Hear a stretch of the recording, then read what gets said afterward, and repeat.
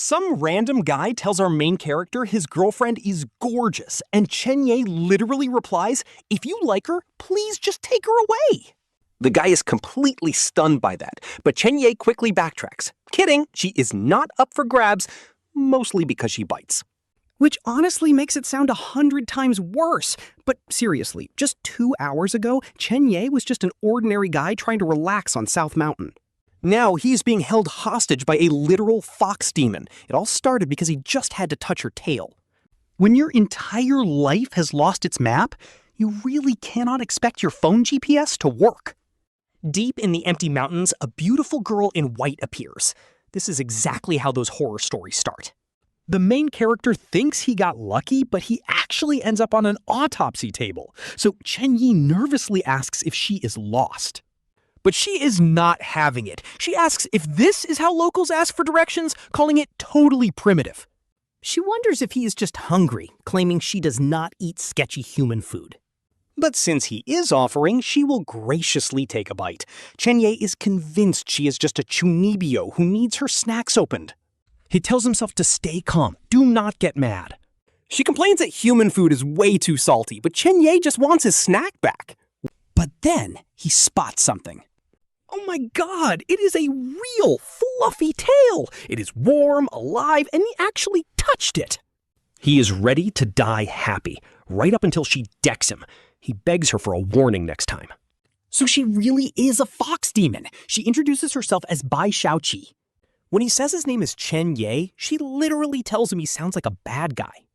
Honestly, her intuition is spot on, especially since he just grabbed her tail without asking.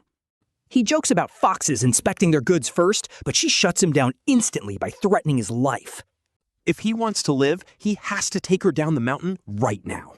She wants to experience human life, but bringing an insanely overpowered fox demon into the city? This is a recipe for disaster. No sane person would agree to this, so Chen Ye tries to negotiate. He begs her to go back to her forest, promising he will act like they never met. But she is not asking. Seeing she is built different, he immediately folds and promises to do whatever she says. He asks her to hide her tail, and when he wonders why she cannot just go alone, she points out she has no ID or cash. She is surprisingly modern. Chen Ye realizes he is just being used as a walking wallet and guide, but he has no choice but to follow. She starts pointing at everything she wants: boba, skewers, barbecue, ice cream, you name it. She had this whole food tour planned out, and honestly, I love her dedication to snacks. Passers-by keep whispering about how pretty she is, but Chen Ye is just suffering in silence. They clearly have not seen her crazy strength. He asks what drink and sugar level she wants. She tells him to choose, but warns him that if it tastes bad, it is entirely his fault. At this point, she is just living her best life, eating everything in sight. But our main character's bank account is definitely crying right now. He points out she is burning through cash way too fast, though she claims her human experience is a massive success. By 9 p.m., Chen Ye points out they have done everything: drinks, skewers, barbecue, and shopping. Since she got the full experience, he gently suggests she head back to South Mountain. She repeats the word back with a glare. She asks when she ever said she was going back. If she is not going home, where is she sleeping tonight? Before he can even finish, she tells him they are going to his place. Chen Ye completely panics. He stammers that his place is tiny, but she does not care. He let everyone think she was his girlfriend, so he must take responsibility. He protests that he tried to explain, though his only defense was warning people that she bites. She points out that explanation was terrible, so he still owes her. His responsibility is taking her home. He pleads that he only has a one-bedroom apartment, but she says that is plenty. But this is not about space. He tries to explain that a single guy and a fox demon living together is highly inappropriate. She smirks, telling him there is absolutely nothing wrong with it. After all, he did grab her tail. Our boy already apologized for touching her tail, but she basically forced him to bring her down the mountain anyway. Can he avoid taking responsibility? No shot. He agrees to bring her home. Now that is more like it. He warns her his place is tiny with no guest room and packed with pets. He even claims his health is trash, hoping she will back out, but she is completely unbothered. Yup. They finally arrive, and he admits his place is a bit of a mess. He tells her not to bully his pets, and she gets low-key offended by the accusation. He decides he's better off not knowing. What is this thing even supposed to be? She stares at the screen, completely baffled. It is just a television showing a basic broadcast. She asks what this box actually does. He explains it plays movies and shows, leaving her shocked by how many weird jobs humans actually have. He promises her there is wilder stuff. Modern society is a whole different world for a mountain spirit. Just pure sensory overload for her. Absolutely mind-blowing.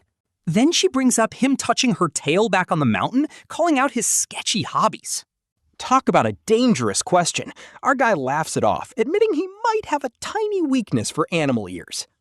He points out he already paid the price and thanks her for not blasting him to pieces. She spots a fox plushie and asks if he is obsessed.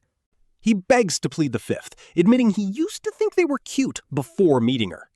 But now it is way too high risk. He loves the aesthetic, but the reality is dangerous. Getting launched into orbit just for touching a tail is definitely not part of the fantasy. He quickly clarifies he is not blaming her, but she just thinks humans are ridiculously contradictory. She drops the big question. Where is she sleeping? He offers her his bed with fresh sheets and guides her to the bathroom to explain the hot water. He warns her not to blast the hot water, and she tells him she gets it. He tells her to go ahead and call him when she is done. Time passes as she gets cleaned up. He teases her that her wet tail looks half its normal size, getting an instant shut up. He jokes that his living room is flooding from her shaking her tail. He laughs, asking why she does not just hide the tail completely. She admits keeping a full human disguise takes a lot of energy. He hands her a towel before she floods his entire apartment. He offers to help dry the tip, but she instantly suspects he is just trying to touch it again. He promises to use the hairdryer and keep his hands off. She reluctantly agrees to let him help, though she is still highly suspicious. He tells her she can take the bed while he crashes on the couch. She brings up his self-proclaimed bad health, but he insists on being a proper host. She points out she is a house guest, but he just tells her to get some rest. He bids her goodnight as she heads to bed. And just like that, their bizarre roommate life officially begins. All right, so we start this segment under the bright moonlight with someone waiting. Honestly, our boy Chen Ye feels like his time is completely being wasted right now. But hey, let me tell you how it actually goes down with this crazy fox girl. She is finally making her move, and she is not holding back at all. And honestly, I am so here for this dynamic. It is too funny. No shot she is trying to fit into human society like this, though. But she is stubborn. She does not want to throw this chance away. So they keep bickering while the tension just slowly builds. At this point, Chen Ye is basically her babysitter, even though she acts like he is the enemy sometimes. Morning comes and Chen Ye tries to wake the sleeping beauty up. But she just groans. Stop annoying this young lady. The second food is mentioned, though, she instantly jumps up. He tells her she has got bedhead, and her breakfast is on the table. She complains it is not boba, but he warns her boba makes you fat. She asks if he has to work, but he reveals he resigned. He is tired and saved enough money to basically live off it forever. Young man, your illness is pretty serious, and treating it is expensive. He accepts his fate, but the fox girl boasts she can earn money too. She wants to make cash so she can live in the city.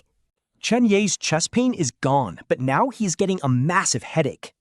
He tells Miss Bai to calm down. She is a literal monster.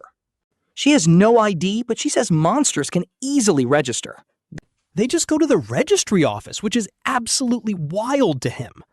He has no idea this department exists, and honestly, neither is she. He teases her about not being qualified, and she instantly gets mad.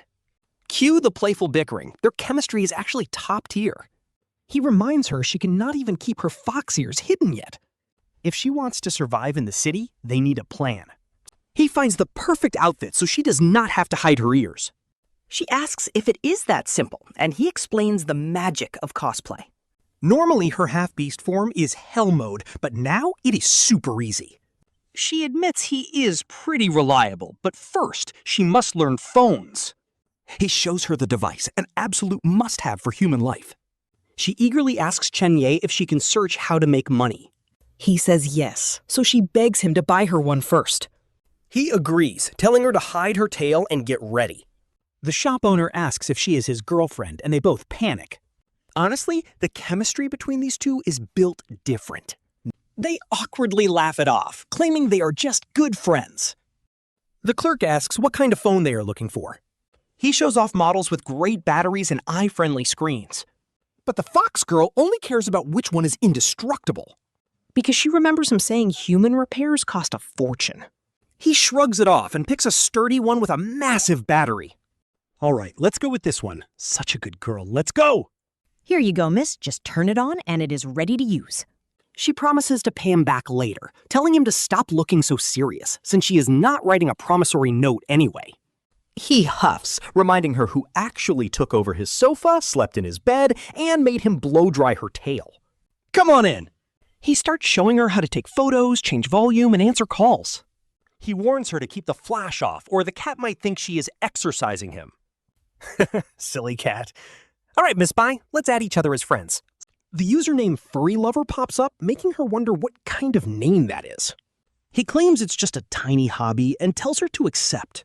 He explains that pressing this button officially makes them friends on the app. On paper, sure, but she's already living at his place, so it's not like it matters. Honestly, these two are already way too cute together. He officially becomes Ms. Bai's very first friend. She wonders if this is really okay, but he tells her to just trust him. Now that she can finally go out, he checks if she remembers all his rules. When people ask for photos, she must say yes. Next up, what is her character name? An original character design. And if they compliment her tail, instead of saying obviously, she has to say thank you. And if they try to touch it, reject them immediately. Perfect. Miss Bai has officially graduated from his survival training, and honestly, she's killing it. She asks if this is really human society, and he explains it is just a very relaxed part of it. She feels completely normal here and calls him super reliable, though he is still low-key nervous. A passerby suddenly praises her ears for looking incredibly realistic. She thanks them, proving his survival training is actually working. She asks if he used to cosplay here, and he admits he did back in school. It was just a casual hobby from time to time. She remarks that humans have way too many hobbies. Even though humans are physically weak, they sure know how to make themselves happy. Low-key deep, right? He explains they aren't happy every day, so when they are, they tend to go a bit overboard. Another fan runs up, asking what beautiful character she is cosplaying. She replies that she is Bai Xiaoqi, an original character design. The fan asks if they're a couple, which gets an instant no from them. They clarify they are just friends and convention buddies. Pretty much. Then the girl introduces herself as Shu Tao. She works at a styling studio and begs to exchange contacts because that tail is too perfect. Bai sniffs her and senses no malice, just the smell of milk tea, glue, and fresh plastic packaging. He is completely baffled by the plastic smell comment and tells her to decide for herself. Go ahead and add her. Okay. The girl gushes over how realistic the tail is, and Bai proudly accepts the compliment. She invites Bai to visit their studio sometime, mentioning they often need extra help. It's a sweet part-time gig where she literally just has to stand there and look pretty. She won't even have to work, plus she promises to treat them to milk tea. Hearing her absolute favorite drink mentioned, Bai is instantly sold on the idea. Before she even starts, the perks are rolling in, and she low-key thinks it is a royal tribute. Alright, so these two are somehow on the exact same weird wavelength. Her brother instantly calls her out, asking if she ran away from home just to hang out with a human? The guy is completely lost. He quietly asks if they are about to fold him right then and there. Xiaoqi tells them to quiet down. But her brother is not having it, complaining about how long they spent looking for her. On top of that, her aura is extremely unstable right now. She can barely even hide her ears or tail, though she tries to play it off as cosplay. They ask if he brought her down the mountain, but they do not believe him. I mean, she literally kicked him into a bush, so he did not exactly have a choice. Then her brother straight up asks if she has a crush on him. She tells him to shut his mouth and suggests they head upstairs instead of feeding mosquitoes. He just trails behind them. They introduce themselves as Hu Da and Hu Er. Those names are pretty basic, but they are easy to remember as they explain how they tracked her down. Turns out her demon energy was leaking the entire way like she was shedding fur. Grandpa sent them to bring her back, but she argues she's just experiencing human life. Her brother turns to the guy to ask if he has been taking care of her. He quickly shakes his head. Still, her brother warns her that Grandpa is genuinely furious because her human form is too unstable. He brings up the crush again. He even suggests that if she likes him, she should just kidnap him back home. Our main guy's sitting right there, completely mind-blown by how casually these demons plot kidnappings. Like, if you want him, just take him. She gets all flustered, insisting she only stayed because she wants to live in the human world. Luckily, Grandpa already knew she would refuse to come back quietly. So they are going to help her get a temporary official permit in a few days. She scoffs at the help. With the message delivered, the two brothers head out but promise to check back in soon. She quickly tells them to thank Grandpa for her as they leave.